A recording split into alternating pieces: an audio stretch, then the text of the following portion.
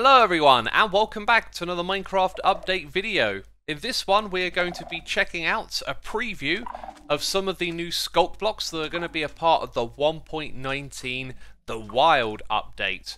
Of course we got to see a preview of this at Minecraft Live, the recent event where Mojang announced what 1.19 would be, and they showed us a preview of the deep dark biomes with the deep dark cities, and we got to see the Warden as well as these blocks we're going to check out in this video. Now if you want to see these features yourself, you need to be a part of the Bedrock beta, and then when you create a new world you need to enable vanilla experiments right here to see these blocks inside of the game. And this is the only part of this beta that we're actually going to check out in this video. I wanted to focus exclusively on the Sculk blocks. I also want to point out that there are some bugs and issues as well. If I throw some items here on the ground, you'll notice that they're all grayscale for some reason, and the same thing when I hold them in my hand. So if you notice that with any of these blocks, that appears to just be a bug at the moment. So let's start off with the Sculk block and stare at this wall of them and notice how this texture is animated, and it looks gorgeous. It looks like stars in the night sky twinkling at you, but it's got that cyan tint to it. I think it's super cool, and it covers all sides of the block as well, so you see that underneath we have the same texture here. So this block has some amazing squidgy sounds when you place it, and also when you break it. And yes, it is dropping XP, which is pretty cool. You can also use Silk Touch on this as well to pick up the block, and then it doesn't drop XP. And I've also got Efficiency 5 on this host, so you can instant mine these blocks too. So next up we have the Sculk Vein, which generates alongside the Sculk block, and it's quite similar to Glow Lichen in the way that the texture is transparent. You can see what block is behind it, and it can occupy multiple sides of a block as well. Now you can't use bone meal with this to make it spread. It spreads via the mechanism of the Sculk Catalyst block, which is probably the one we're going to check out next. And if you break this without Silk Touch, it won't drop anything. So in order to get these items back, you need to use Silk Touch, and as you can see there, it can be instant mined. And lastly, just like the Sculk block, these textures too are animated. So if we just linger on them for a second here, it will become rather obvious. So next up we have the Sculk Catalyst. This block looks like a Sculk block with some endstone around it, right? You'll notice though that the texture here isn't animated, and also this is the underside texture of the block. However, this is apparently not endstone, these are bone blocks. So in this reply to a tweet, King BDogs, the developer of the Deep Dark, confirms that it's a bone-like material and not endstone. This block also emits light. As you can see, it's a very low light level, maybe just 5 or 6. And let's hear some of the block placing and breaking sounds. You'll notice here that once again it's dropping XP, and also we'll use the Silk Touch hoe again. You can't instant mine this block, but you can get it to drop, so you can pick it up and place it somewhere else. Now this is the block that does the spreading, and if you saw the Minecraft Live event or my video covering it, you'll know that the death of mobs is how this stuff spreads. And I have not seen it just spread the vein type before. Usually it creates the blocks as well. This might have something to do with the sands in this area. Aha! I think we've made a fortunate discovery here. Let's just do this one more time. Ah, so maybe there's only certain blocks that it can convert. So if we head over here to the grass and do that again, aha, you can see that it creates some Sculk blocks. So I'm going to use this gorgeous terrain here to show you another interesting quirk of this block. Let's go ahead and kill a zombie here, and you'll see how it sort of spreads upwards and downwards on the side of the terrain. However, it will never like punch through more than one block, so behind this you're going to see it's all still dirt. So on flat terrain, after it's been converted, it doesn't go any deeper down. It only converts the surface blocks. So I've decided to drop into a cave just to see if this stuff converts stone.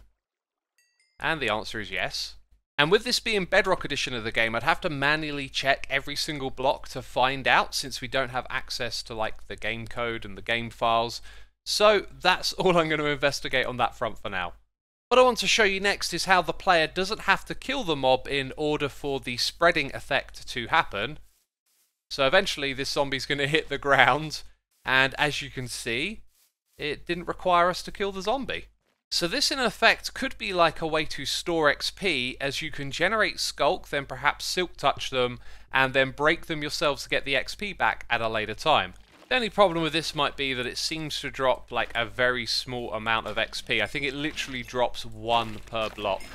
It also seems like killing a whole bunch of mobs at once doesn't mean it picks up on all of those deaths and generates tons of blocks. As you can see, lots of XP gets left on the ground. So I wanted to see how far this stuff can spread in each direction, and it tends to get like pretty stubborn once you start getting to the outer perimeter. Although it can generate further, it seems to be tricky, there you go, to find the right position to kill the mob in. And judging from this, like the furthest distance I've been able to get is about 12 blocks away. So maybe it has like a 12 by 12 range to it. And you probably spent a lot of time looking at the mobs when they die. I encourage you to look at the block now when this one dies. Did you see that cool animation effect? That is known as the bloom. And there's also a particle effect of a soul on top of it. So let's see that again.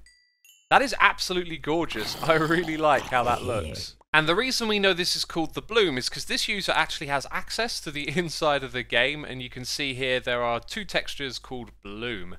So we have one more block to check out, and that is the Sculk Shrieker, which has an amazing look to it and this incredible texture in the middle of 2 souls swirling around. But according to this tweet, it is actually outdated, so we might see some changes to it. Here is the underside of that block, and also if I put it next to a regular block, it will become obvious that it's not a full-size block. You can see there's like a pixel gap on each side. Now at Minecraft Live, when we saw this block, it emitted particles and it gave the player the darkness effect. Unfortunately, here in the game, I haven't really been able to get it to do that. Now the Sculk sensor is the one that's supposed to activate these blocks over here. And I've only had it naturally activate once, and I've tried all sorts of experiments making noises around this thing, activating it with redstone, and I can't seem to activate it in creative mode or survival either. Now I can go ahead and show you this darkness effect using commands, and what you'll see is that it dims the blocks in the world, but not the sky. This might not look like much right now, but when you're underground in the deep dark, it'll probably make a huge difference. Another thing I tried to do is increase the strength of this effect, but that didn't seem to do anything, so it always seems to just activate in the same way.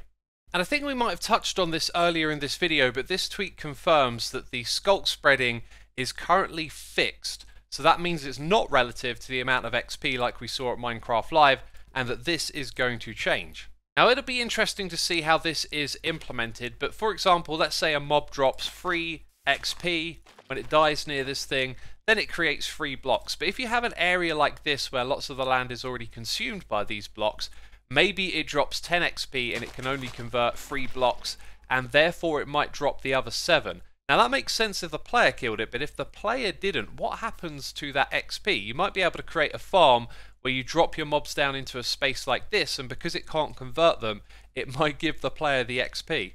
But as it currently stands, that's not what happens. When the zombie hits the ground, it doesn't drop any XP.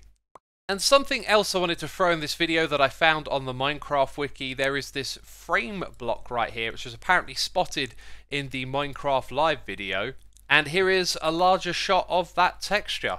So yeah, maybe with the deep dark cities we'll see a few new building blocks as well as these amazing Sculk blocks. And that's about everything I could learn about these Sculk blocks with the time that I had. So if you haven't seen my coverage of the 1.19, the Wild update, there'll be a link to that on the screen, as well as the new record disk, the other side that was added in the latest Java snapshot. Both those things are linked on your screen. Check them out.